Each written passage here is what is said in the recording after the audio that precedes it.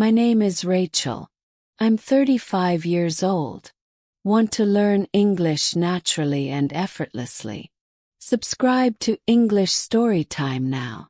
For the past 11 years, I've been married to Mark. We don't have children, but we've built a quiet, steady life together. He works in architecture, I manage a small bookshop downtown, and on weekends, we usually visit his brother Ethan and his wife Lily. The four of us have always been close. More like family than friends.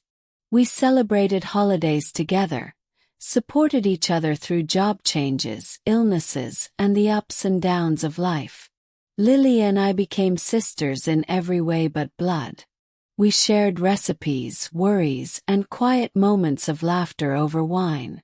But there was always one topic that brought a shadow into their home. They couldn't have children. They tried everything. Years of doctors, treatments, and heartbreak. I held Lily as she cried after yet another failed IVF. I saw Ethan's silent pain. Mark and I supported them the best we could. But nothing ever worked. Then one Sunday afternoon everything changed. We were all sitting on their porch. It was a warm spring day, and the air smelled like fresh flowers. Lily went inside to get drinks, and Ethan stayed quiet for a moment. Then he looked at me, serious. "Rachel," he said, "I know this is a lot, but I need to ask you something." I smiled nervously. "What is it?" He looked down, then back at me. "Lily and we've talked. We trust you. And we were wondering, would you consider carrying our baby?" For a moment the world stood still. I felt like I hadn't heard him right. But I had. I looked into his eyes, and they were full of hope and desperation. That night I couldn't sleep. Mark lay beside me, breathing softly, unaware of the storm inside my chest. I stared at the ceiling, replaying Ethan's voice in my head over and over. "Would you consider carrying our baby?" It echoed with a strange mix of warmth and fear. I knew it wasn't a selfish request. I knew it came from love. But that didn't make it easier. The next morning Mark saw it in my eyes. "He asked you, didn't he?" Froze. "You knew." He nodded. "Ethan spoke to me a week ago.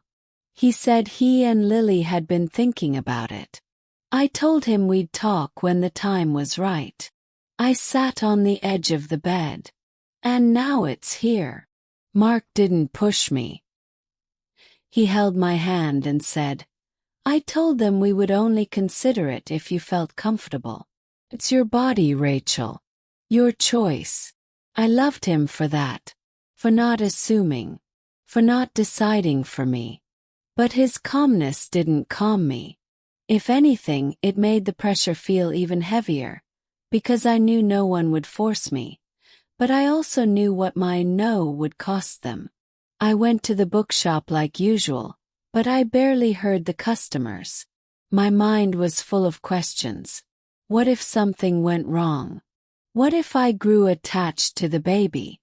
What if Lily resented me? What if it broke something in our friendship, or in my marriage? And yet, how could I look at Lily's face and say no? That evening I sat alone on our porch.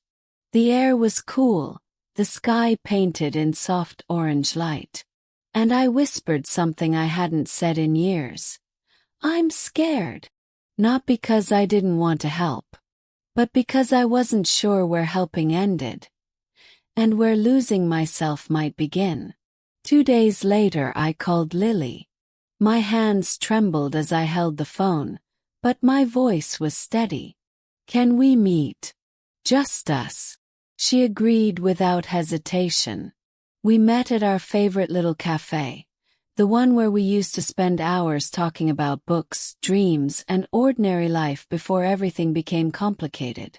She looked tired but beautiful. That kind of quiet beauty people carry when they've cried more times than they can count. I didn't even know how to begin. We ordered coffee, and for a while we just sat there not saying much. Then Lily spoke first. "Ethan told me he asked you." He nodded. "He did." She reached across the table and gently touched my hand. I didn't want him to at first. I thought it was too much. Too personal. "But I trust you, Rachel. I trust your heart." Her voice cracked just a little. "And we've run out of options." I looked at her for a long moment. This woman, my friend, my sister in every way that matters, was asking me for something I didn't know how to carry. Not just physically, emotionally, spiritually. But I also saw her pain. A pain I could never fully understand, but that I had witnessed for years. The doctor visits, the failed tests, the quiet tears in the bathroom, the forced smiles at baby showers.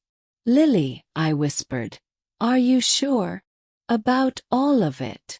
She nodded slowly. "I've never been more sure of anything. It's not about control or desperation.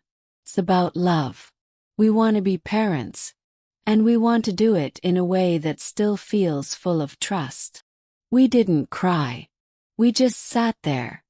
Two women holding something invisible between them. Something fragile. I didn't give her an answer that day. But I held her hand until our coffee went cold. And in that silence, a decision slowly began to grow. I needed to breathe, to think, to hear my own voice without the echo of everyone else's hopes. That's when I called my sister Emma. She lived in another city, far from all of this. We weren't especially close growing up, but she always had a way of saying things without sugar. I needed that now. We met halfway at a quiet park between our cities. She brought tea. I brought all the weight I'd been carrying. We sat on a bench under a tree, and I told her everything. From the moment Ethan asked me, to the silence at the cafe with Lily. She listened, eyes fixed on the lake in front of us. No interruptions. No reactions. Just listening. When I finally stopped talking, she took a long sip of her tea and said, "That's a big thing, Rach. Beautiful, maybe. Brave, yes. But huge." "I know," I whispered. "Do you want to do it?" she asked. I didn't answer right away. I didn't know how. So she continued. "Helping someone you love is never a mistake. But losing yourself in the process can be. You've always been the one who says yes to everyone. Have you ever stopped to ask what your own heart is saying?" I looked down at my hands. "My heart is split in two." Emma nodded. "Then maybe the answer isn't yes or no yet. Maybe it's not now. Maybe it's asking for time, for space, for truth." Her words settled into me like seeds. Not answers, just possibilities. And for the first time since the question was asked, I allowed myself to consider what I needed. Not what they hoped for. Not what looked noble or kind. Just what felt right inside my chest. I hugged Emma before we left. She kissed my cheek and whispered, "You don't have to save everyone. Sometimes love is in the boundary, not the sacrifice." And for the first time I felt like I had permission to pause. Took me another week. A week of slow mornings, long walks, and quiet moments with Mark. He never pressured me. Never asked what I had decided. But I could tell he was waiting. And I appreciated that. I appreciated the space he gave me, the silence that felt safe, not cold.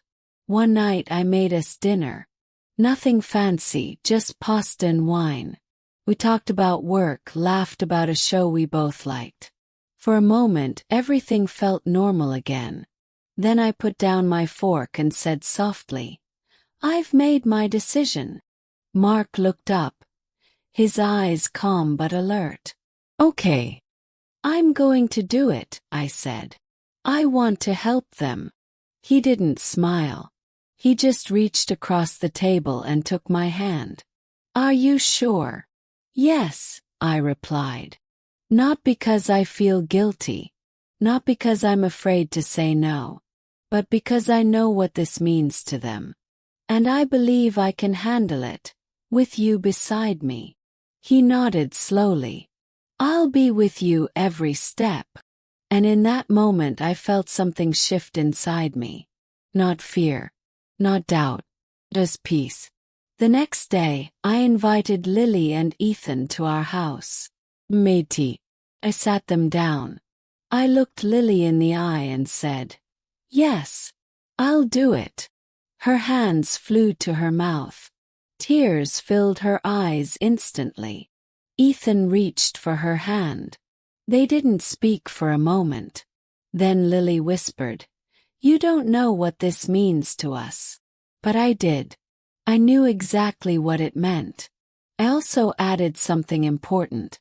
We'll do this together with honesty, with boundaries, and with love. This isn't just about a baby. It's about trust. Let's protect that, above all. They nodded. Grateful. Emotional. I saw something in them that day, hope reborn. As they left, I stood by the window, watching them walk to their car. My heart was calm. My hands were steady. I had said yes not from fear, but from truth. The first few weeks were filled with appointments, tests, forms, signatures. So many signatures. I had never seen so many pieces of paper just to confirm what my body would now carry. But I moved through each step with calm. I had made my decision. And with that came a quiet kind of strength. The day we heard the baby's heartbeat for the first time, Lily held my hand so tight I thought it would bruise. She cried openly, her whole body trembling. Ethan stood behind her, his hand on her shoulder, his eyes shining. I didn't cry. Smiled. I felt full, but in a way that had nothing to do with biology. It was something deeper. Like I was helping build something that wasn't mine, but that I believed in with all my heart. Mark stayed close the whole time. He was at every appointment, every sleepless night, every craving and backache. Sometimes I caught him watching me with a look I couldn't quite read. One night I asked, Do you feel different? He nodded. I feel proud. Not just of you, but of us. I didn't say anything. I just hugged him tighter than usual. As the months passed, things changed. My body changed. My emotions changed. There were days I felt fragile, unsure, hormonal. Days I wondered if I had made the right choice. But every time I looked at Lily, full of hope and gratitude, I remembered why I said yes. I wasn't just giving them a child. I was giving them a chance to love in a way they had dreamed of for years. The birth was long, complicated. But when I finally held that tiny life in my arms, I didn't feel regret. Felt peace. I looked at Lily and said, Your daughter is perfect. She held her and sobbed. Ethan kissed my forehead and whispered, You gave us everything. The nurses placed the baby in Lily's arms, and I watched her become a mother in real time. Her hands, nervous at first, found rhythm. Her voice softened. Her tears turned into laughter. It was beautiful. And it wasn't about me. I went home the next day. My body felt empty, but my heart didn't. Mark made soup and lit candles. He held me close that night and said, You were never just a carrier, Rachel. You were a bridge between two hearts.